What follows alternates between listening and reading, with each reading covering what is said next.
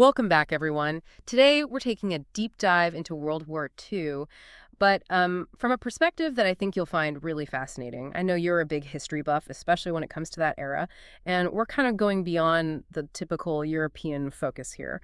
We're going to be exploring India's experience during the war through the work of this historian, Yasmin Khan. Yeah, Khan makes a pretty compelling case that World War II played, like a really significant role in India's eventual independence, which is a connection that often gets kind of, overlooked in a lot of the traditional accounts of that period. So let's get right into it. Who exactly is Yasmin Khan, and what makes her take on this so unique? Well, Khan's a professor at Oxford. She specializes in the British Empire and particularly its impact on India. But what's really interesting about her work is that she goes beyond just the official documents. Yeah. She digs into personal letters, diaries. She looks at oral histories, even objects from that period. So it's not just like the official story, the top-down view. Exactly. She's trying to get at the voices of everyday people, to give them a voice that's often missing from those big historical narratives. I know how much you love military history, so I think you'll find this next part really interesting. What exactly was India's role in the war? Was it just symbolic, or were they actually involved? Oh no, India was deeply involved, despite being, geographically pretty far from the main theaters of war. Like, you're talking millions of Indian soldiers fought in the war, serving in all sorts of challenging locations. North Africa, the Middle East. They played actually pretty crucial roles in several Allied campaigns. Millions. Wow. I have to admit the scale of that hadn't really sunk in for me. But what about life back in India itself? The war must have had a huge impact there as well, right? Absolutely. I mean, just the war effort alone put an incredible strain on India's resources. You had food shortages, economic disruption. Right. But it goes even deeper than that. India also experienced some direct attacks during the war. Like the Japanese actually conducted bombing raids on cities like Madras. Wait, bombing raids on India. Now, that's not something you usually hear about. It really changes my whole perception of the war's geographical scope. And then, of course, there's the Bengal famine, which, it's just one of those tragedies that has always really stayed with me. Oh yeah, the Bengal famine, that was horrific. Millions of lives lost. Khan argues that while, natural factors like drought and cyclones definitely played a part, it was the war that really exacerbated the whole situation. Like, wartime policies and the diversion of resources just made the famine's impact that much worse. It makes sense, but it's also a pretty sobering thought. I mean, the ripple effects of that war were so vast and devastating, but piecing together all of this history, especially after so much time has passed, it must have been a real challenge, right? Oh, absolutely. Khan ran into all sorts of obstacles in her research. I mean, records were lost or damaged. So many firsthand witnesses were no longer alive. But her resourcefulness, her sheer determination to uncover this history is really remarkable. It sounds like she had to be part historian, part detective. So what exactly did she uncover? What are some of the specific ways that the war actually changed life in India? Before we get into those specifics, I'm really curious about something you said earlier. You mentioned that Khan connects the war to India's independence. And honestly, that's not a link I've really thought about before. How did those two events, separated by years, how did they actually influence each other? Well, that's one of the things that makes Khan's work so fascinating, really. Yeah. She argues that, the war basically acted as this catalyst for change in India. Like, it really weakened British authority and sort of emboldened all these nationalist movements that were already bubbling under the surface. Do you have like a concrete example of that? It's kind of hard to wrap my head around how, all the chaos of a world war could pave the way for something as complex as independence. Well, just think about all those millions of Indian soldiers who fought in the war. They're seeing firsthand these global power dynamics at play, the strengths and weaknesses of the British Empire. And that exposure, I mean, it really fueled their desire for self-determination. So in a way, by fighting for the British, they were kind of inadvertently sowing the seeds of their own liberation. Yeah, it's not so much a contradiction as it is this really complex interplay of forces. I mean, for some, military service was seen as a patriotic duty. Others saw it as like a way to earn greater respect and recognition for India within the empire. And then you had others for whom the whole experience just intensified their resentment towards colonial rule, and it just further fueled that push for independence. It's amazing how Khan uncovers all these different motivations, all these layers of complexity, right? It's like she's painting this picture of a society that's really on the cusp of change, grappling with its identity on this global stage. Exactly. And her work also sheds light on how the war impacted different groups within Indian society. For example, she really highlights the contributions of women during this period, which are often overlooked. Oh, no, that's an area I'm really interested in. We hear so much about the men on the front lines, but what about the women on the home front and even beyond that? What did their wartime experience look like?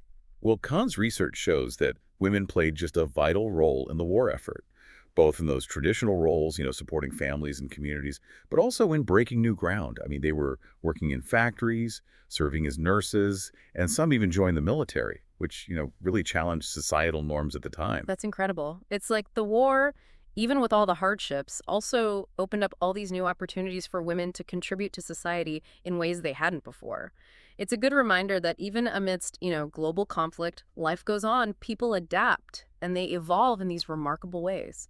That's exactly right. And it really challenges this idea that, wartime experiences are this monolithic thing. Kahn really emphasizes the diversity of those experiences, highlighting all the different ways individuals and communities were impacted by the war. It really makes you realize how much depth there is to this topic. We tend to think of World War II, in terms of battles and political leaders, but Kahn's work shows us that it was so much more than that. It was this huge transformative period that touched every facet of life, and, its legacy still resonates today. And she reminds us that history isn't just this collection of dry facts and dates, right? It's about people, their stories, their struggles, their triumphs. It makes you wonder what other stories are out there just waiting to be uncovered. What other perspectives are we missing when we look at history through, just this narrow lens? That's the beauty of historical research, isn't it? There's always more to discover, more to learn, more to challenge our assumptions. And it's a journey that, we can all embark on ourselves. You're so right that this deep dive has really sparked a curiosity in me. It's like I feel like I've only just begun to understand, the complexities of India's wartime experience. Well, and that's a great starting point. It's all about asking questions, seeking out those diverse perspectives, and just embracing the challenge of trying to piece together that puzzle of the past. Speaking of piecing together that puzzle, let's go back to Khan's research for a minute. I mean, she faced so many challenges. Lost records, the fading memories of people who lived through it all. It must have taken incredible dedication, just incredible ingenuity to bring the story to light. It really does speak to her commitment as a historian. She wasn't content with those gaps in the historical record. She saw them as opportunities, opportunities for deeper exploration, using every available resource to create this more complete picture of India during the war. It's almost like she's a detective, sifting through these clues and piecing together a narrative from these fragments of the past. And in doing so, she's really challenging that traditional narrative, the one that often just focuses on the European theater and overlooks the experiences of those further afield. Yeah, and by bringing those experiences to the forefront, she's enriching our understanding of World War II as this truly global event, a conflict that touched every corner of the world in these profound ways. This whole deep dive has really opened my eyes to that global perspective. It's no longer just a story about Europe or America. It's a story about India, about Africa, about the interconnectedness of the world, even in the midst of conflict. That's one of the most powerful takeaways from Kahn's work, I think. She forces us to confront those complexities of history, to see beyond those simplistic narratives, and really embrace, the messy, multifaceted reality of the past. It's a reminder that history isn't just about these grand narratives and famous figures. It's about the everyday lives of people, their struggles, their resilience, and, their contributions to the world we live in today. Exactly. And it's through those individual stories, those glimpses into the past, that we gain this deeper appreciation for the forces that have shaped our present and that continue to influence our future. This conversation has been incredibly illuminating. I feel like I've learned so much, not just about World War II, but about, the importance of challenging our assumptions and seeking out all these different perspectives. I'm really glad to hear that. And I hope our listener is feeling similarly inspired to kind of delve deeper into this topic. There's so much more to explore, so many more stories waiting to be uncovered. Oh, I'm already thinking about, grabbing one of Khan's books and just diving in headfirst. But before we wrap up, I have to ask, what's the most surprising or unexpected thing you've learned from Khan's work? That's a good question. For me, it's the sheer resilience of the human spirit in the face of, just incredible adversity. Despite the hardships and challenges they faced, the people of India persevered, they adapted, and ultimately they emerged from the war transformed. Their stories are just a testament to the strength of the human spirit, its ability to overcome even the most difficult obstacles.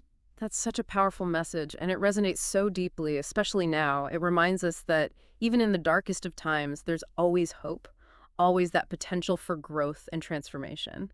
And that's a message worth remembering, not just when we study history, but as we navigate the complexities of our own lives. It's really striking how Khan manages to weave together all these personal stories of resilience with the larger political landscape. We've talked about the war's impact on India's independence movement, but how did those aspirations for self-rule actually play out during the war itself? Was there open resistance or is it more, subtle? Well, it was a real mix of both, honestly. Like, on the one hand, you had these figures like Gandhi advocating for, nonviolent resistance, even with all the pressure of the war going on. Yeah. But Khan also uncovers this more militant side, with groups like the Forward Bloc actively trying to exploit the whole chaotic wartime situation to really push for complete independence. So the war almost created this pressure cooker environment where all these different factions within India were kind of vying for their own vision of the future. I bet that made things incredibly complicated for the British, trying to maintain control while also needing India's cooperation for the whole war effort. Oh, absolutely. And Khan really doesn't shy away from the moral dilemmas that this created, for Indians themselves. Some felt this sense of duty to support the empire when it was, in its hour of need, but others saw it as a betrayal of their own fight for freedom. It's a good reminder that history is rarely black and white. I mean, these weren't just abstract political debates, right? These were really personal decisions, and they had huge consequences, both for individuals and for India as a whole. And this is where Khan's approach, her use of all those personal letters and diaries, really shines through. We get to hear all those internal struggles articulated in people's own words, and it gives us this much more, intimate understanding of what was really at stake. Thinking back to, what we set out to do with this deep dive, it's incredible how much richer our understanding of World War II has become. It's gone from this kind of distant, almost, mythical event to something so much more tangible, so much more human. Yeah, that's the power of exploring history through these multiple lenses. By really centering the experiences of those who are, so often marginalized in those traditional narratives, we get a much more nuanced and complete understanding of the past. And I think for someone like you, with your passion for this era, Khan's work really opens up these exciting new avenues for exploration, right? It's not just about filling in the gaps, but fundamentally shifting our perspective on what we thought we knew. Exactly. And she really leaves us with a lot of thought-provoking questions to consider. Like, how might the world be different today if India hadn't been part of World War II? Would independence have come sooner or later? And what about the ripple effects, on the global stage? Wow, those are some questions I'll definitely be chewing on. I'm already itching to dive into Khan's books and see where this whole journey takes me next. And knowing you, I have a feeling you'll be right there alongside me, uncovering even more of those hidden stories from this, incredibly fascinating period. Huh. There's nothing I enjoy more than challenging my assumptions and expanding my understanding of the past. And I have a feeling this is just the beginning of a much deeper exploration of India's role in shaping, the world we live in today. This deep dive has been such a privilege. Thank you so much for sharing your insights and for, guiding us through all this complex and fascinating terrain. The pleasure was all mine, really. Yeah. I hope this is just the start of your journey into, the heart of history. And to our listener, we hope this has sparked your own curiosity. History isn't just a collection of dates and battles. It's this living tapestry woven from countless individual stories, and each one is just waiting to be discovered. Keep exploring, keep questioning, and keep unearthing the past. Until next time.